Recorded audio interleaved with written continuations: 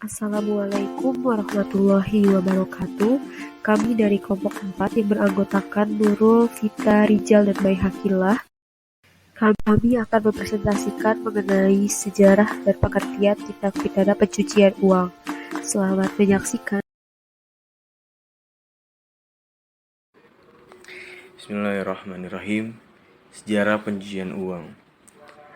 Sejarah pencucian uang atau money laundry memang dikenal sejak dulu pada tahun 1920 sampai 1930. Mula-mulanya dulu ada seorang mafia besar bernama Capone Gabriel Al Capone, atau orang-orang mengenalnya dengan Al Capone. Al Capone inilah yang mencetuskan adanya pencucian uang pada tahun tersebut. Al Capone adalah mafia besar yang memiliki kejahatan-kejahatan. Di antara kejahatannya adalah penjualan minuman keras, penyelundupan, perjudian, bahkan prostitusi. Itulah sumber pendapatan Al Capone sendiri. Lalu Al Capone menarik perhatian pemerintah untuk diselidiki dan ditelusuri. Al Capone yang mengetahui rencana dari pemerintah, akhirnya dia bingung bagaimana caranya menyimpan uang ilegalnya tersebut.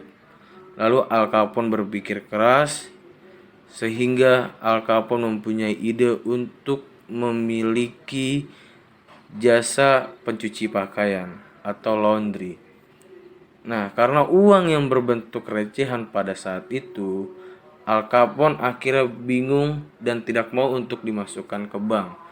Karena Al Capone berpikir ketika uang tersebut dimasukkan ke bank itu akan mempermudah pemerintah untuk mengaudit tentang keuangannya.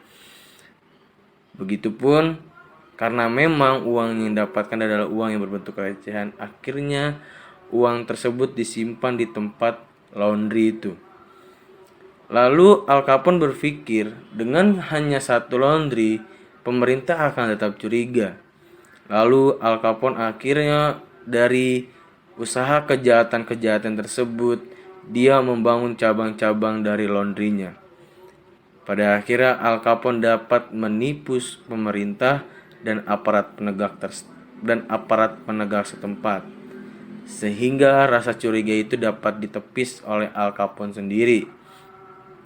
Memang istilah pencucian uang dibawa ke jenjang internasional melalui pemberlakuan konvensi PBB melawan pengedaran gelap narkotika dan psikotropika, selanjutnya disebut konvensi Wina PBB 1998. 12 konvensi ini merekomendasi para pihak untuk mengkriminalisasi praktik pencucian uang dan pengedaran narkoba.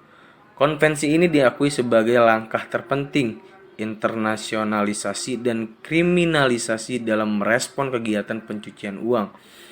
Konvensi ini juga memainkan peran signifikan dalam memperkenalkan konsep pencucian uang ke seluruh dunia.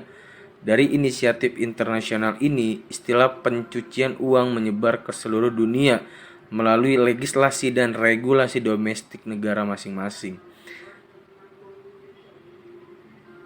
Paham singkat tentang money laundry untuk mencuci uang ada 3 tahapan, di antaranya placement atau penempatan, yaitu konvensi uang tunai yang diubah dalam bentuk deposito bank, real estate atau properti, saham atau dalam bentuk mata uang atau transfer ke dalam valuta asing. Yang kedua, layering, yaitu membuat transaksi keuangan menjadi sangat rumit dan kompleks dengan tujuan untuk menghilangkan jejak. Ketiga, integrasi, yaitu penerimaan uang dari hasil kejahatan secara tipu daya guna memperoleh legitimasi dalam bentuk aktivitas investasi atau performan bisnis resmi sehingga uang kejahatan menjadi legal. Begitulah konsep money laundry dan sejarah money laundry pertama kali di dunia hingga sampai saat ini masih terus berkembang secara praktek hingga dalam industri pemerintah. Selanjutnya terkait pengertian dari pencucian uang. Pencucian uang adalah suatu proses atau perbuatan yang bertujuan untuk menyembunyikan atau menyamarkan asal-usul uang ataupun harta kekayaan yang diperoleh dari hasil tindak pidana yang kemudian diubah menjadi harta kekayaan yang seolah-olah berasal dari kegiatan yang sah. Hal ini telah diatur dalam Pasal 2 Undang-Undang Nomor 15 Tahun 2002. Tindak pidana yang menjadi pemicu terjadinya pencucian uang diantaranya yaitu meliputi korupsi, penyuapan, penyelundupan barang atau tenaga kerja atau imigran, kemudian ada perbankan, narkotika, psikotropika, perdagangan budak, perdagangan wanita, perdagangan anak, hingga senjata gelap. Kemudian ada penculikan, terorisme, pencurian, penggelapan, dan penipuan. Kegiatan pencucian uang mempunyai dampak yang serius, baik terhadap stabilitas sistem keuangan maupun perekonomian secara keseluruhan.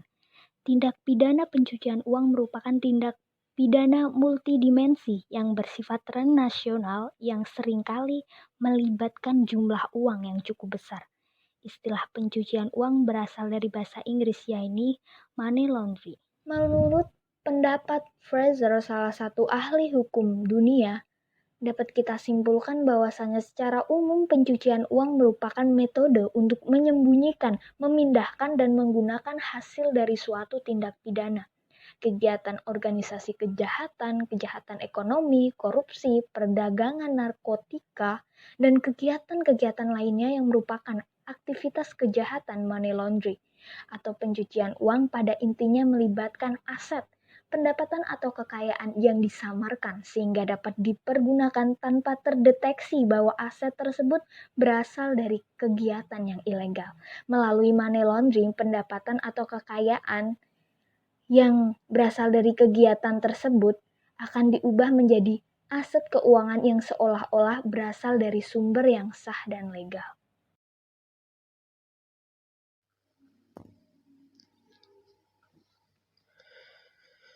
Maksud dan tujuan tindak pidana pencucian uang. Maksud tindak pidana pencucian uang atau money laundering adalah suatu upaya perbuatan untuk menyembunyikan atau menyamarkan asal-usul uang atau kekayaan hasil suatu tindak pidana melalui berbagai transaksi keuangan agar uang atau harta tersebut tampak seolah-olah berasal dari kegiatan yang sah atau legal. Tujuan tindak pidana pencucian uang adalah berusaha menyembunyikan atau menyamarkan asal-usul agar harta kekayaan hasil kejahatannya itu sulit ditelusuri oleh aparat penegak hukum sehingga dengan leluasa memanfaatkan harta kekayaan tersebut baik untuk kegiatan yang sah maupun tidak sah.